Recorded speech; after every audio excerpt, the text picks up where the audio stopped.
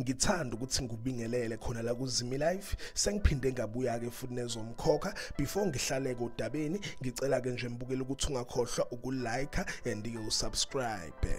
Namuhla nguphatheleka amathiza omkhokha, izinto nje okumele kuyilindele lapha kumkhokha kuloko leli week esikulona.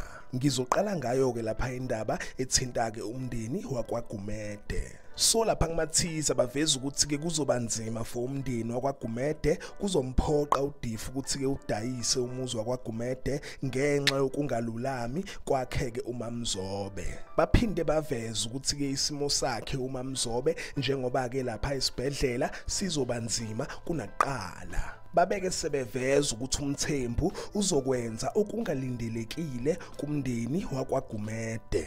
Baveze ukuthi ke uNobuntu uzobeke sekhululeka emacaleni akhe.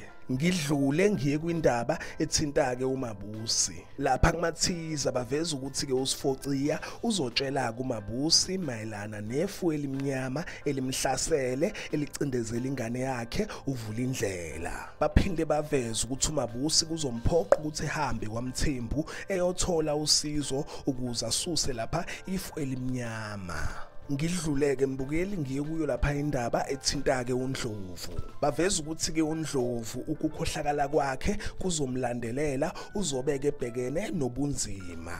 Baphinde baveza ukuthi uNdlovu uzoqhubeka nenkane yakhe yokubhambela umkhandlu. Babeke sebeveza ukuthi uNdlovu uzohamba lapha kuKhulekani eyoqambela umkhandlu amanga. Uzotshela uKhulekani ukuthi umkhandlu udikile umsebenzi. Kuzobeke sekumxakile ukukhohlakala kwakhe uNdlovu. Aphela lapha ke mbukela amathiza kuleli viki, ngiyophinda ke futhi ngibuye namanye. Ngicela ke nje ukuthi ungakhohlwa ukulike and usubscribe. Ake ngithi ke danke, ngiyazibongela.